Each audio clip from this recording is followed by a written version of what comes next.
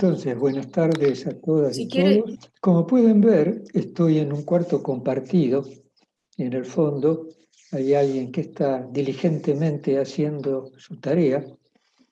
Espero no molestarlo y que ustedes tampoco, su presencia los distraiga. Vamos a compartir algunas ideas que en realidad no son ideas, sino que son objeto de nuestra fe cristiana, en relación con las cosas últimas, lo que en el catecismo aprendimos bajo el título de los novísimos, es decir, las cosas últimas. En primer lugar voy a hacer una introducción con 3 o 4 puntos diferentes y luego vamos a abordar el capítulo 15 de la primera carta a los Corintios, porque ese capítulo es la carta magna del tema escatología cristiana. En fin, entrando ya en el tema. Nuestra vida es una peregrinación, casi diríamos que es un sendero, es un camino. Y como todo camino, tiene un punto de partida y un punto de llegada.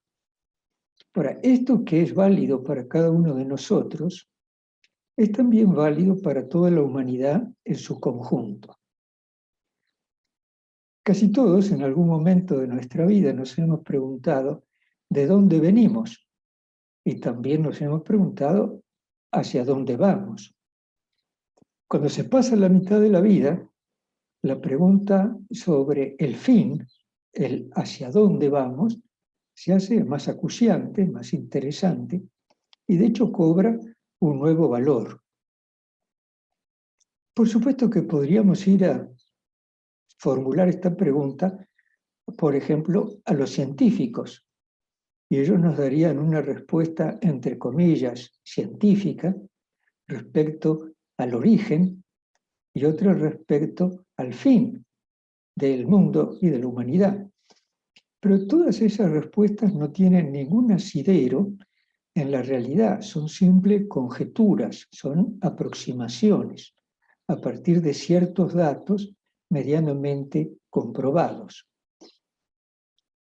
Todas las grandes religiones, me refiero a las religiones históricas, el judaísmo, el islamismo, el hinduismo, el budismo, siempre han dado algunas respuestas a los misterios, a los arcanos de la vida humana. Y en ese contexto también dan alguna respuesta sobre el origen y el fin, es decir, la creación y la consumación. El cristianismo también tiene sus respuestas. Una respuesta en la cual, en algunos aspectos, se puede acceder por la simple razón y otros aspectos solamente por medio de revelación. Es decir, Dios que da a conocer su proyecto. Un Dios que nos enseña sobre el inicio y sobre el fin. Y lo que aprendemos es que Dios crea sabia, libre, gratuita y amorosamente. Y ese Dios que crea sabiamente, es evidente que tiene un plan, tiene un proyecto en relación con la creación. Lo cual significa que el fin, el objetivo de dicha creación, está pensado por Dios, sabia, gratuita y amorosamente. El primer artículo del credo nos habla de la creación. Creo en Dios Padre Todopoderoso, creador del cielo y la tierra. Y el último artículo del credo nos habla de las cosas últimas. Es curioso que ese primer artículo hace referencia a un atributo divino, que es el atributo de la omnipotencia divina. El último atributo del credo también puede ser considerado como esa misma omnipotencia divina, que es como decir, el Dios que crea por su propio poder todo de la nada, es el mismo Dios todopoderoso que lleva finalmente la creación a una consumación, es decir, a una plenitud. El alfa es para la omega. Cuando hablamos de escatología, los novísimos, ¿de qué estamos hablando? El primero que trató de conceptualizar, basándose en los datos de la Sagrada Escritura y luego con la razón iluminada por la fe, el tema de las cosas últimas, fue Julián de Toledo, que escribió una obrita llamada Pronosticum Futuri Seculi, es decir, lo que se puede esperar del siglo futuro, o el pronóstico, literalmente, del siglo futuro. Y esta obra la escribe en el año 688. Como pueden ver, la pregunta sobre el fin estuvo a lo largo de toda la historia del cristianismo, lo vamos a ver en San Pablo dentro de unos momentos, y en un momento se la articuló en el conjunto de las otras verdades de la fe. Y por supuesto que entró en el credo muy tempranamente. Es decir, el credo breve que nosotros tenemos en la misa, el credo apostólico, es el credo de la Iglesia de Roma, un credo antiquísimo. Dejemos ahora a Julián de Toledo y su tratado, y vamos a ver la definición que da un teólogo moderno sobre qué es la escatología. Y miren qué linda definición. Puede decir, la escatología es la buena noticia, el Evangelio, de la autorrevelación de Dios como consumador de la creación. Autorrevelación de Dios como consumador de la creación. Otro teólogo explaya un poquito esto mismo y dirá que la escatología es una disciplina teológica que trata del futuro en cuanto cumplimiento definitivo del individuo y de la comunidad entera. Un futuro que permea ya nuestro presente, aunque no en una forma definitiva, pero lo permea, lo impregna, porque Cristo está presente. Un futuro que se concreta en acontecimientos que miran al hombre tomado individualmente, a toda la humanidad en su conjunto y a toda la creación. ¿Qué es entonces la escatología? Es simplemente el estudio sobre las cosas últimas. Esto comienza para cada uno de nosotros al momento de la muerte, pero ya comenzó muchísimo antes con la resurrección de Jesucristo. ¿Cuáles serían entonces los temas que normalmente se estudian en relación con estas cosas últimas? Por lo general, se divide el planteamiento de las cosas últimas en dos grandes secciones, y se habla así de una escatología incoada, quiere decir comenzada, ya comenzada, y una escatología consumada, es decir, planificada. Al respecto de la escatología incoada, se habla de nuestra muerte, se habla del juicio particular al momento mismo de nuestra muerte, confrontando a Jesucristo juez, y en ese momento tendrá lugar el resultado, la conclusión del juicio. Bien, este cuadrito hace visible lo que estoy tratando de expresar con palabras invisibles. Tenemos entonces una escatología incoada, que para nosotros comienza al momento de la muerte. En ese mismo momento tendrá lugar el juicio particular, y los destinos posibles son o el purgatorio como lugar de purificación y de mayor plenitud y transformación, la vida eterna o el cielo, o la muerte eterna y el infierno. Me adelanto a decirles que tanto la vida eterna cuanto la muerte eterna, inmediatamente después de la muerte, son situaciones más bien extraordinarias, lo cual significa que son pocos quienes normalmente llegan a una situación de rechazo absoluto, de enquistamiento en ese rechazo en forma total de Dios, y por lo tanto tendrán una muerte eterna porque Dios es la vida que ha sido rechazada.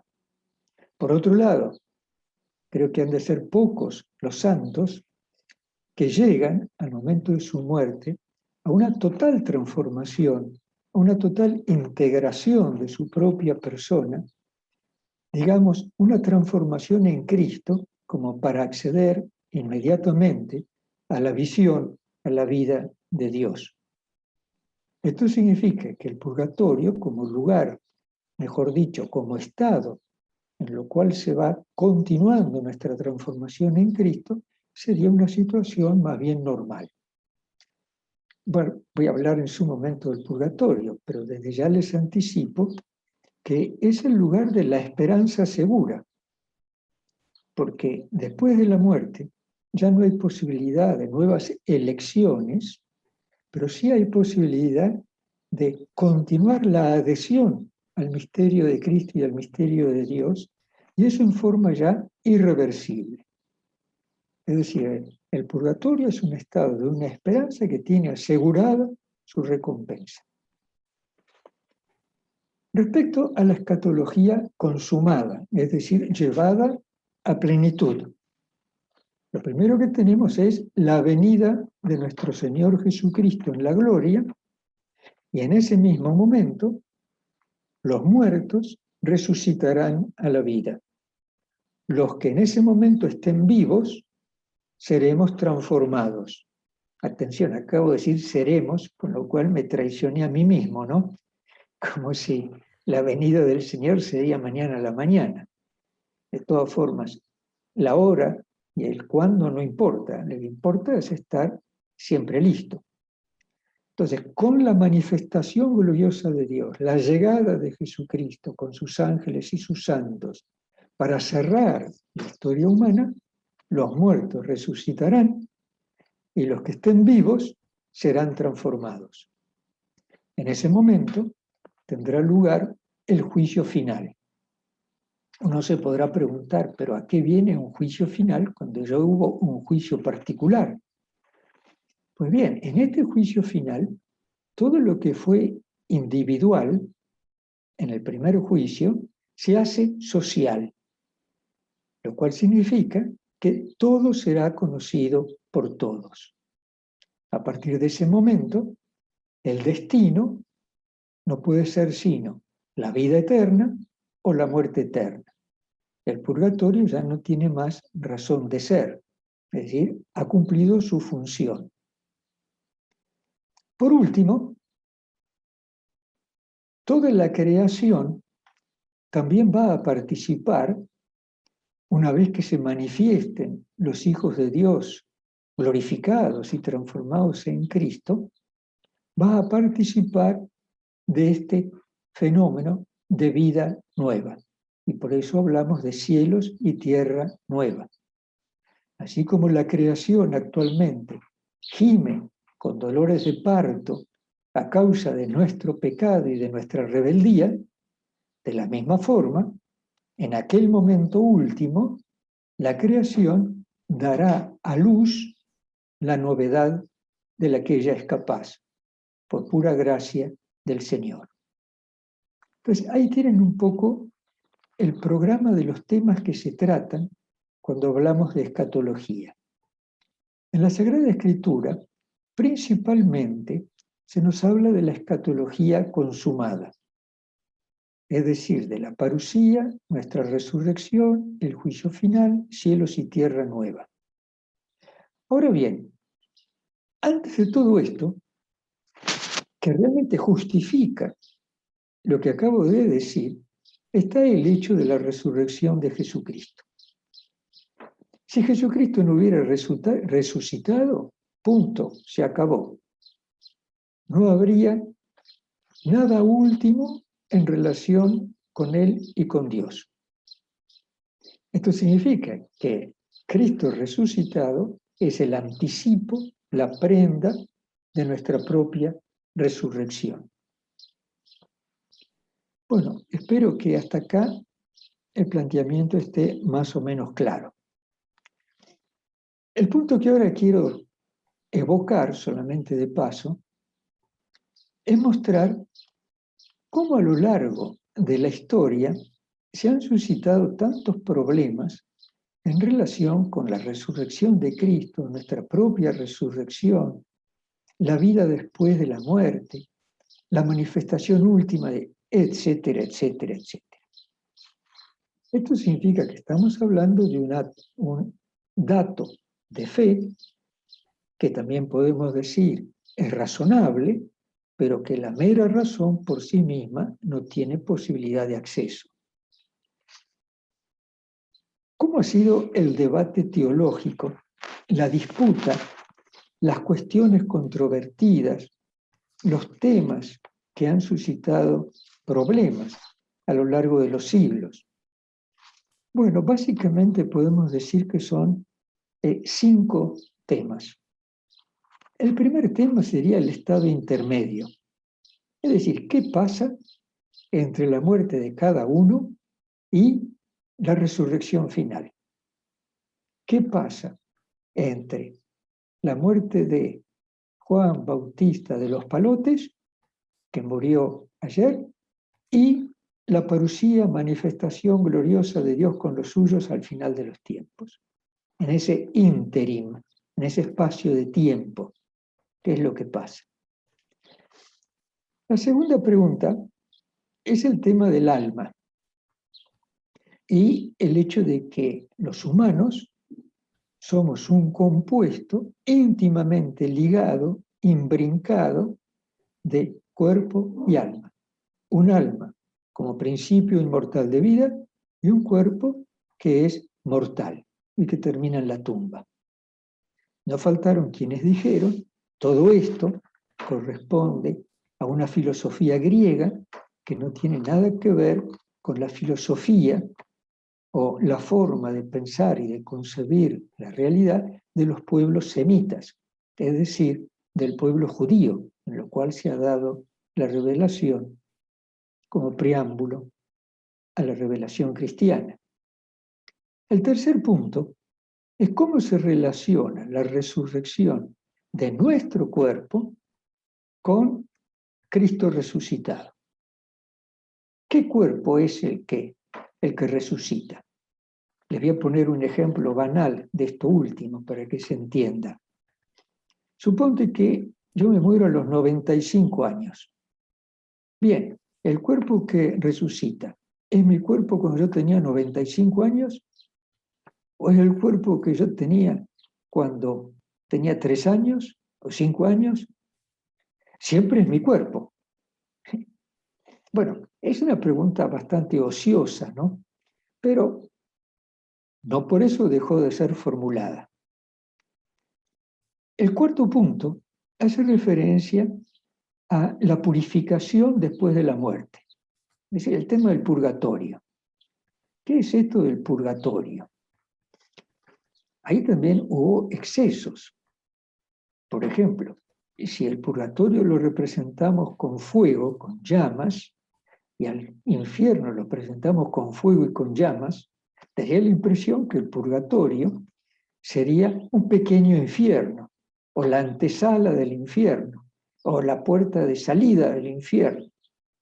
Pero en realidad, entre estado de purgatorio y estado de condenación eterna, hay una diferencia absoluta. Y lo absoluto de la diferencia reside en esta. El purgatorio es algo temporal, es algo momentáneo, es algo de paso. Mientras que el infierno es algo para siempre. Tiene puerta de entrada y no tiene puerta de salida. El purgatorio tiene puerta de entrada y puerta de salida.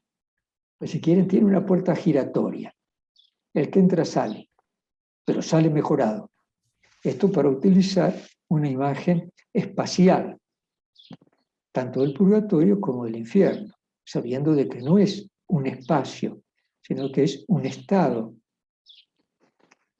Y por último, el problema ha sido el de la existencia de una condenación eterna.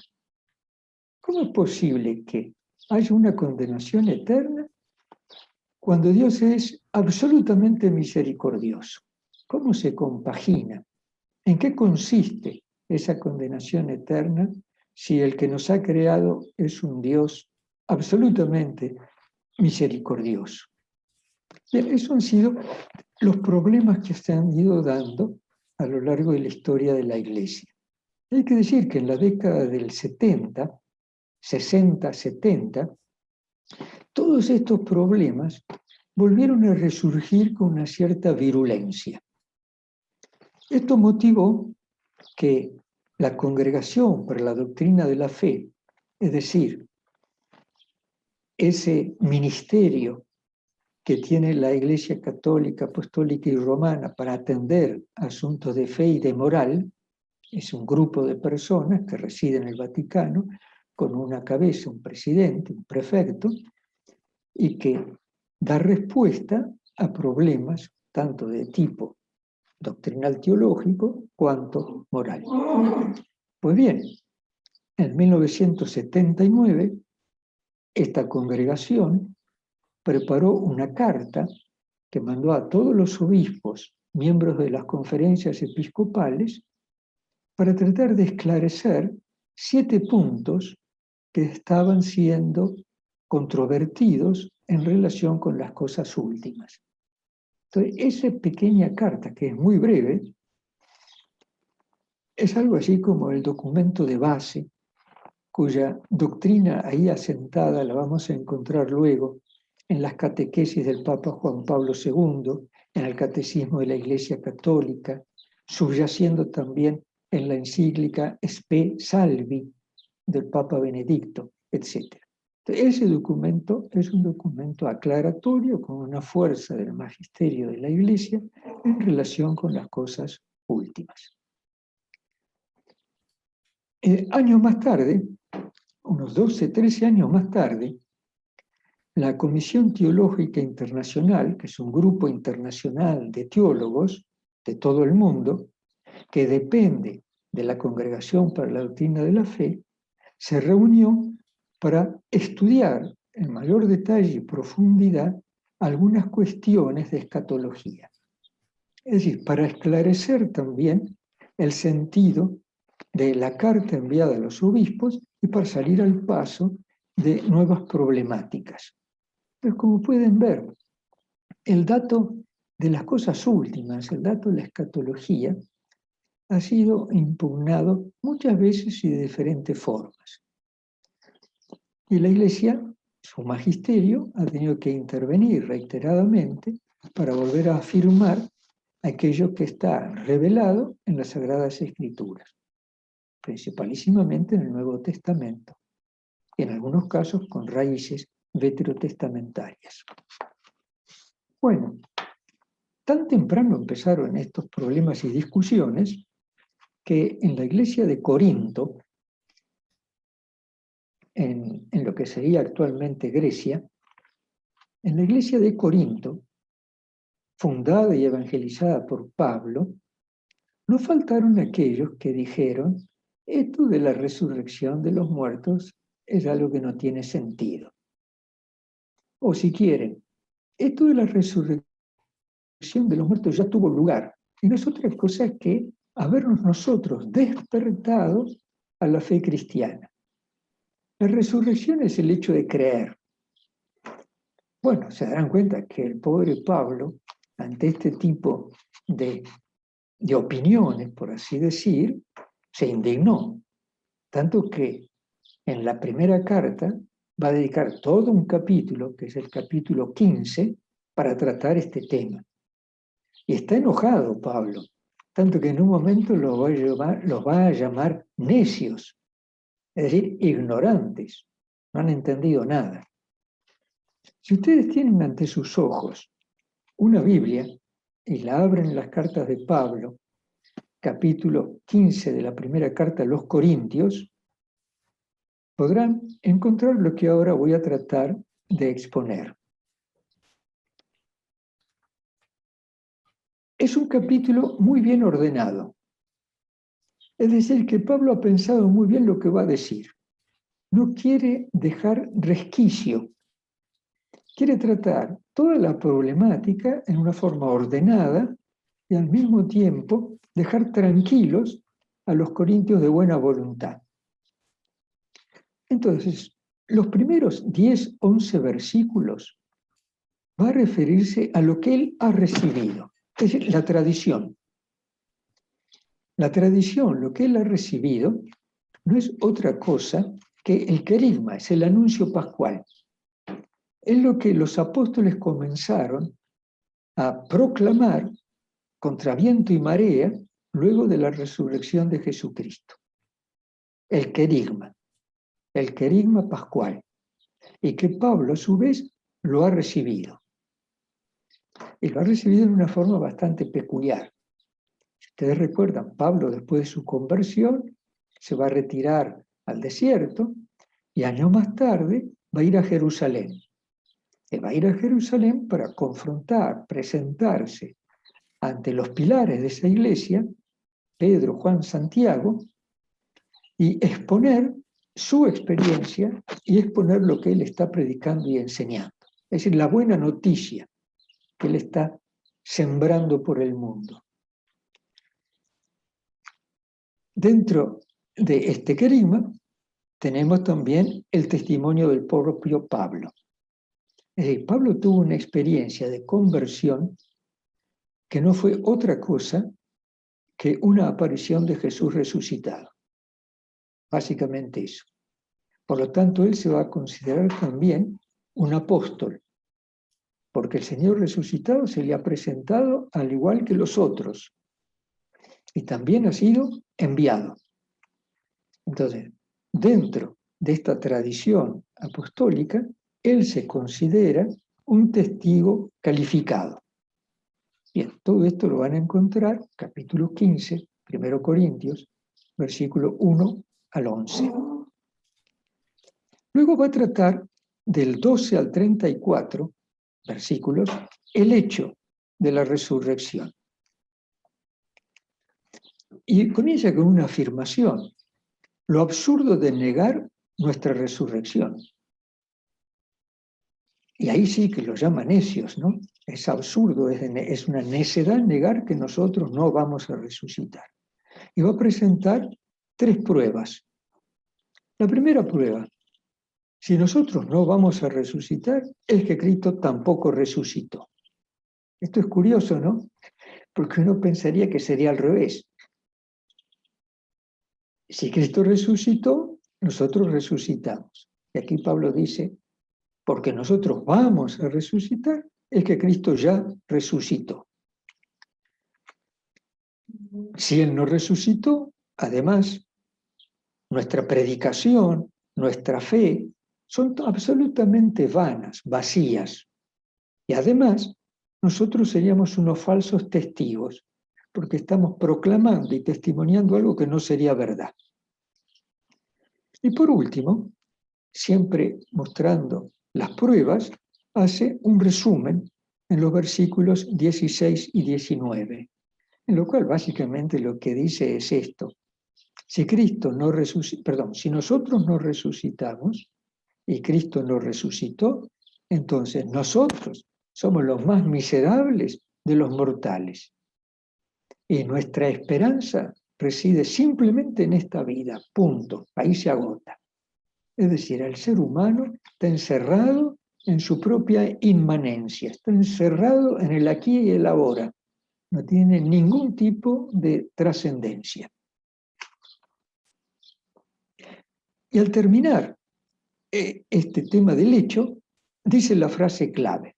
Ahí está el versículo de oro de la carta, 15:20. Cristo resucitó de entre los muertos como primicia de los que murieron. Esa palabra primicia, sobre la cual voy a volver, es clave. Cristo resucitó como primicia, como anticipo, como prenda de nuestra resurrección. Sería como que nuestra resurrección es el vagón de cola del tren de Cristo resucitado. Esta afirmación merece algunas explicaciones y lo va a explicar en diferentes maneras. Primero lo va a explicar en relación con todos hemos muerto en Adán, entonces todos vamos a resucitar en Cristo, pero cada uno según su rango. Es decir, Cristo primero, como primicia, como prenda, y nosotros a continuación. Luego voy a presentar algunas pruebas de esto. Y la primera prueba proviene de la liturgia, es decir, si Cristo no resucitó y nosotros no resucitamos, ¿por qué algunos de ustedes se bautizan por los difuntos? Que era una práctica que Pablo no la enjuicia, pero que la invoca como una prueba de nuestra resurrección. La segunda prueba: si Cristo no resucitó y nosotros no resucitamos, ¿para qué yo estoy corriendo continuamente peligros de muerte de todo tipo si todo esto acaba aquí? Que sería como decir de otra manera, todos los sufrimientos que yo llevo en esta vida, todo lo que me sucede con la prédica del Evangelio, etc., a mí me motiva una esperanza de una vida eterna en Cristo. Eso es lo que me motiva.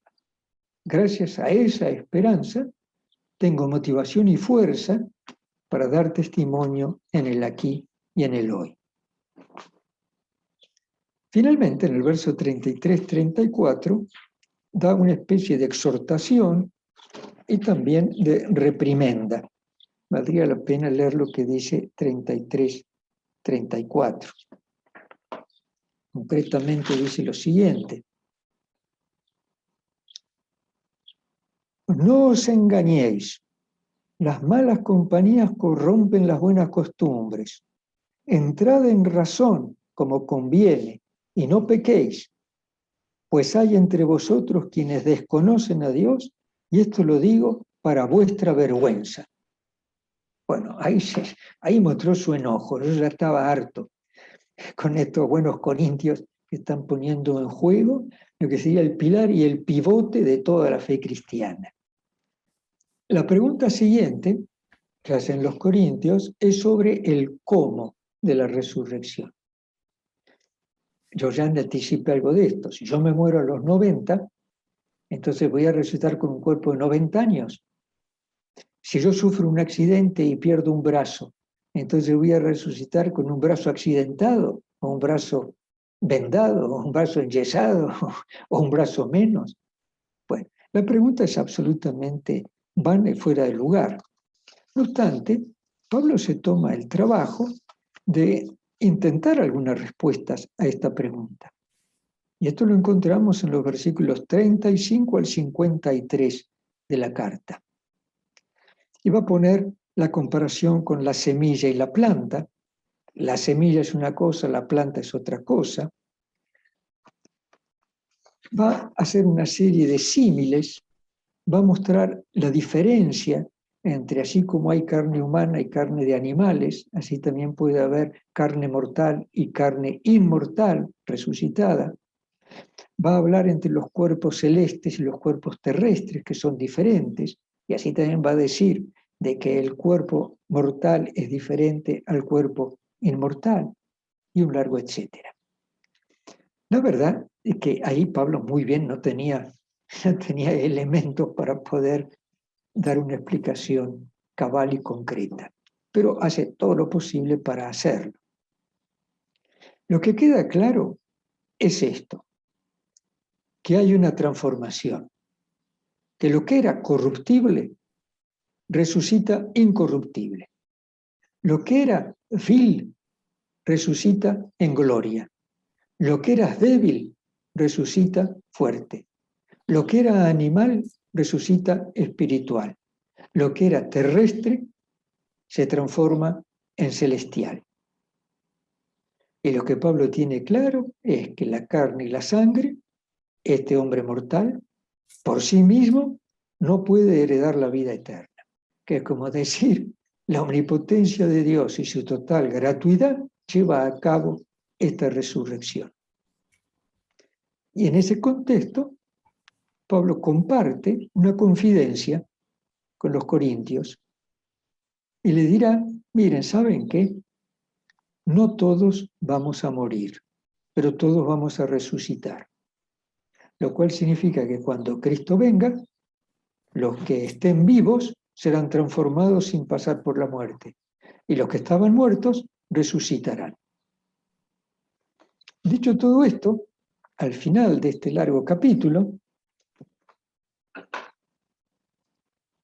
nuestro buen Pablo, entusiasmado con el discurso y el testimonio que ha dado, porque ha dado testimonio de lo que es fundamental en la fe cristiana, exclamará: cuando este ser corruptible se revista de inmortalidad y este ser mortal se revista de inmortalidad, entonces se cumplirá lo que está escrito. La muerte ha sido devorada por la victoria. ¿Dónde está, oh muerte, tu victoria? ¿Dónde está, oh muerte, tu aguijón? El aguijón de la muerte es el pecado, la fuerza del pecado, la ley. Pero gracias sean dadas a Dios, que nos ha dado la victoria por nuestro Señor Jesucristo. Y luego, calmo ya, exhorta a los corintios y les dirá: así pues, hermanos míos, amados, manteneos firmes, inconmovibles, progresando siempre en la obra del Señor, conscientes de que vuestro trabajo en el Señor no es un trabajo en vano. ¿Por qué no es en vano? Porque los espera la resurrección. Bien, eso es lo que encontrarán en ese precioso capítulo en el cual Pablo hace todo lo posible para dar una respuesta a la problemática que le presenta la comunidad de Corintio. Para concluir, basándome al mismo tiempo en este capítulo 15 de la 1 Corintios, quiero hacer algunas pequeñas reflexiones. Cristo es la primicia de los resucitados. ¿Qué significa que es la primicia? Bueno, significa que es el primero. Y que es el primero porque los demás nosotros vamos a seguir. Esta primicia es como un anticipo y es una garantía para nosotros de que vamos a resucitar. Al mismo tiempo, si Él es la primicia, Él también será la causa eficaz.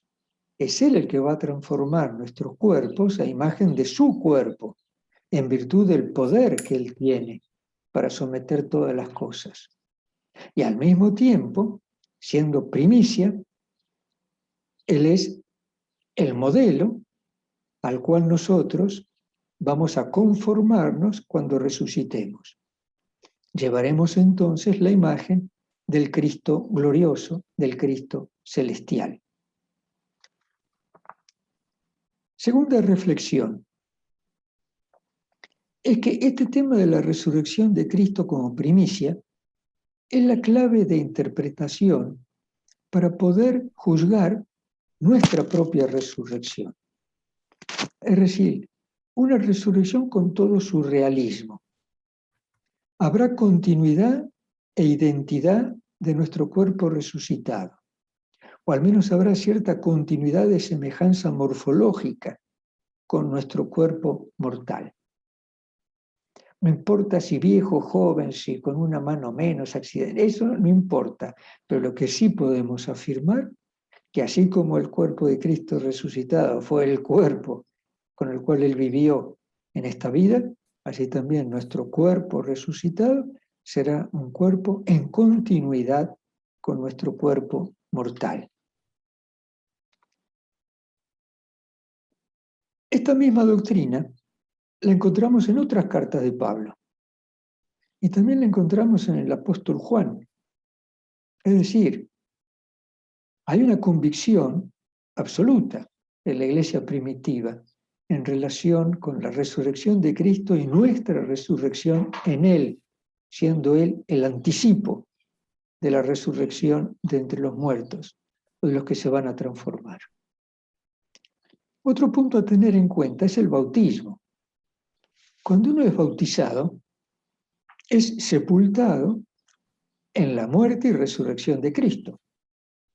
Lo que ha de morir en el bautismo es el hombre viejo, y lo que nace es el hombre nuevo.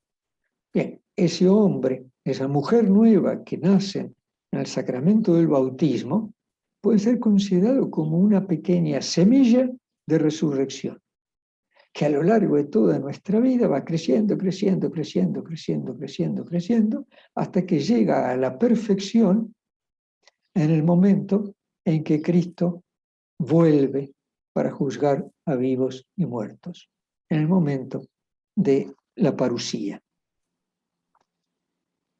Este fenómeno es un fenómeno universal. Por lo general, cuando Pablo habla a los cristianos, no toca el tema de la universalidad de la resurrección. Pero cuando habla a paganos, por ejemplo, cuando habla en Atenas, en el capítulo 17 del libro de Hechos, habla de la universalidad de este fenómeno. Cuando le habla al procurador Félix, donde él está preso y está dando testimonio, habla también de la universalidad. Ante los impugnadores, ante aquellos que contradicen y niegan el fenómeno de nuestra resurrección como continuidad de la resurrección de Jesucristo mismo, lo que podemos invocar es ese atributo de Dios que figura primero de todos en el credo que profesamos. Creo en Dios Padre, omnipotente, creador del cielo y de la tierra. Ese mismo Dios omnipotente que sacó todo de la nada, será el mismo Dios que a nosotros nos va a resucitar en continuidad con Jesucristo resucitado, que es el anticipo y la prenda de nuestra resurrección. Para concluir, nosotros celebramos el 15 de agosto la fiesta de la Asunción de María a los cielos. La Asunción de María en cuerpo y alma a los cielos. ¿Qué quiere decir eso? Quiere decir de que, por especial gracia divina, María siguió inmediatamente, después de su muerte o al fin de su vida mortal, o al fin de su vida, más allá si murió como experimentamos nosotros la muerte o no, más allá de eso, terminado el curso de su vida, María fue asunta en cuerpo y alma a los cielos. Es decir, participó anticipadamente de la resurrección de Jesucristo. Bueno, parece bastante normal, ¿no? Cuando digo normal, quiero decir razonable y por lo tanto creíble. Que si su hijo resucitó como anticipo y prenda, bueno, que la madre sea la primera entre los humanos mortales que participen de esa resurrección. Y es eso lo que celebramos particularmente en la fiesta de la Asunción de María a los cielos, el día 15 de agosto. Pues bien, hasta aquí llegamos. Gran esperanza entonces hacia adelante. Si tienen alguna pregunta simple. Yo había dicho que estas charlas eran para aquellos que tenían menos de 95 años de edad. Bueno, ahora agrego lo siguiente, y creo que son aptas por lo menos hasta los que tengan 5 años de edad. Es decir, aptas para todo público. Acá Bernardo me pregunta de dónde saca tanta sabiduría San Pablo. Ah, inspiración divina. Es increíble, ¿no? Pablo tenía una buena formación en las Sagradas Escrituras. Pablo había tenido un excelente maestro, había estudiado en Jerusalén, y aparte de eso, el Señor le reveló su misterio. Esa fue la experiencia de conversión de Pablo, ¿no? Una revelación de su misterio. Y de ahí viene su sabiduría, por inspiración, por revelación. Pablo es uno de los mediadores de la revelación cristiana. Qué Lo cual bueno. no implica que no haya hecho un esfuerzo bastante grande en esta carta a los Corintios para tratar este tema. Y a veces no encuentra el vocabulario para darse a entender. Sabe bien de qué está hablando, pero no tiene la facilidad de poderlo conceptualizar y encontrar las palabras adecuadas. Pero hace el esfuerzo y comunica el misterio. Perfecto. Bueno, acá también preguntan, por favor, que mencione de nuevo los teólogos que mencionó al principio. ¿Cuáles eran los teólogos? Los que causaban los problemas. Ah, no, perdón, las definiciones. Al principio, las definiciones, sí. Sí, bueno, el primer teólogo que mencioné es Julián de Toledo. Sí. Julián de Toledo. Perfecto.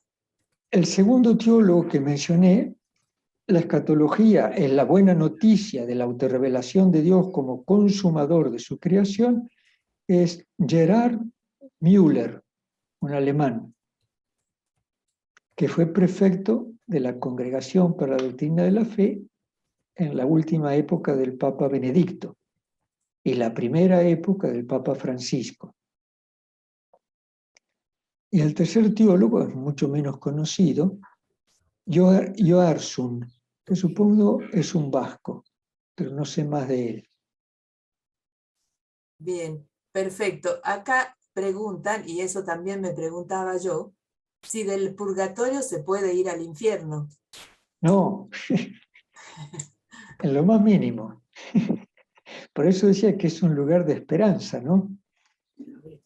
Es algo así como llegaste hasta ahí, y de ahí no vas a bajar. De ahí salís para arriba. Qué bueno, bueno, entonces ya cuando uno está en el purgatorio, ya cuánto tiempo sea, pero ya se va para arriba. Eso me parece muy bien. Exactamente, ya tenés asegurada la gloria. Cuando trate de la muerte, van a ver que uno de los elementos claves de la muerte desde el punto de vista teológico es que la libertad de elección ha concluido y lo que queda en pie es la libertad de adhesión. ¿Qué significa eso? Significa que yo no puedo elegir esto o aquello. No puedo elegir hacer cosas buenas o hacer cosas malas. Solamente puedo adherirme a lo bueno. Y esto explica por qué las almas de los que están en ese estado de purgación dependerán de la misericordia de Dios y dependen de la oración nuestra, de la oración de la iglesia que peregrina en este mundo y la oración de aquellos que ya están en el cielo. Cuando nosotros celebramos el 2 de noviembre, la fiesta de los difuntos, es un momento para recordar que los que están en estado de purgación dependen de nosotros. Y así también de la iglesia que está en el cielo y de la misericordia de Dios. Por eso la importancia de los sufragios por las almas y los fieles difuntos. Eso también, las indulgencias plenarias, por ejemplo, es parte de la oración ¿no? ¿Qué significan las indulgencias plenarias? Bueno, hay indulgencias que se pueden aplicar a los difuntos. Eso es lo que significa. De vuelta, 300 días de indulgencia, 200 días de indulgencia, 100 días de indulgencia, infinitos días de... Eso es una forma de hablar, ¿no? Lo que se está indicando es la inmensidad del perdón y de la misericordia de Dios que se vuelca a través de esa petición que hacemos nosotros. El tiempo en la otra vida es un poco diferente al de esta. Perfecto. Perdón, Bernardo, algo que no entendí. La libertad de elección se pierde de alguna manera, termina con el purgatorio. pero no la de adhesión. He dicho que la de adhesión puede continuar hasta el infinito. Pero no puedo desadherirme ya, ¿o sí? En el purgatorio. No, porque eso ya sería Por eso. irte para abajo. Claro, Acá perfecto. vamos para arriba, siempre ascendiendo. Para aclarar eso, un niño tiene una libertad de elección.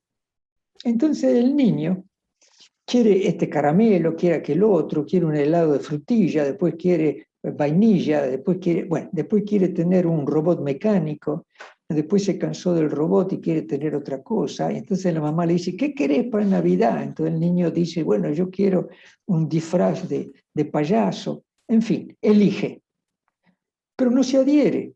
Inmediatamente, poco después de tener aquello que había elegido, lo tira, lo rompe y quiere otra cosa diferente.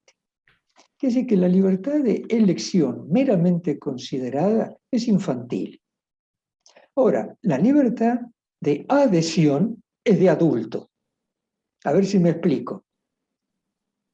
Un don Juan, espero que nadie se dé por interpelado, ¿no? Un don Juan, es decir, un picaflor, para decirlo en otras palabras, ¿eh? Un don Juan pasa de Margarita a Julia, de Julia a Nepomucena, de Nepomucena a no sé quién, y así. Elige, pero no se adhiere con nadie. En cambio, un hombre maduro eligió a fulana, se adhirió a matrimonio con fulana, será fiel con fulana y morirá con fulana. La libertad de adhesión es propia de la persona madura. En el cielo, esta libertad inmadura de elección ya no tiene razón de ser. Pero la libertad de adhesión seguirá hasta el infinito, porque la posibilidad de adherirnos transformativamente a Dios continuará hasta el infinito. No tiene fin, Dios es inagotable. No sé si quedó más claro. Sí, quedó más claro, entonces no solo es esperar. ¿Sí? El purgatorio, el tiempo que uno estará en el purgatorio, no solo esperar, solo nos queda esperar y esperar hasta... Y poner gente a rezar. Y poner gente a rezar, por eso decía Santa No hay Teresa, nada para hacer. claro, iba a pasar al cielo. Miren, a decir verdad, a mí ningún alma del purgatorio se me ha presentado para contarme exactamente cuáles son sus quehaceres allí, ¿no? Eso es todo lo que puedo decir. Ahora, lo que sabemos del purgatorio es lo necesario. Lo innecesario no hace falta saberlo. Entonces, lo que sí sabemos, que el Señor lo ha revelado, es todo lo necesario para nuestra felicidad y para nuestra salvación. Bueno, perfecto. Fíjate, ahí me parece que Guillermina levantó un dedo. Ya. Tengo aquí una amiguita que quiere hacerle una pregunta. Adelante. Padre, la inquietud que tengo es que en la Biblia no mencionan el purgatorio. Digo, ¿en dónde puedo encontrar algo que lo mencione o que lo sugiera? O, en fin. Mira, cuando tratemos en la tercera charla el tema del purgatorio, vamos a ver dónde está el fundamento bíblico. Ok. Gracias, padre. Gracias, Ahí lo padre. vamos a tratar expresamente. Muy amable. Gracias. Gracias. Lo único que podemos decir por ahora es gracias a Dios que existe el purgatorio. Y el motivo es el siguiente. En esta vida, nuestro proceso de transformación, de divinización, de llegar a una plenitud de bondad, de solamente optar por el bien, integrarnos interiormente, etc., no nos alcanza esta vida. Entonces el purgatorio es ese suplemento que nos da Dios a partir del momento de la muerte para continuar ese proceso de integración, para poder gozar infinitamente e íntegramente de Él en el cielo. Entonces, gracias a Dios que existe el purgatorio. Gracias a Dios. Es un tiempo suplementario que nos regala Dios para continuar nuestra transformación. ¿Qué tal? Muy bien, gracias, Gracias, gracias, padre. padre. Muy amable, todo lo entendimos muy bien, gracias a Dios. Cuando San Pablo dice, ¿por qué algunos se están bautizando por los difuntos? presupone de que esos difuntos están en una situación que pueden recibir los beneficios del bautismo que está recibiendo uno por ellos. Bueno, eso es el purgatorio, es ese estado. Si estuvieran en el cielo sería totalmente inútil, si estuvieran en el infierno también, entonces es el estado de transformación paulatina para gozar plenamente de Dios. De ahí esa práctica de los cristianos de Corinto.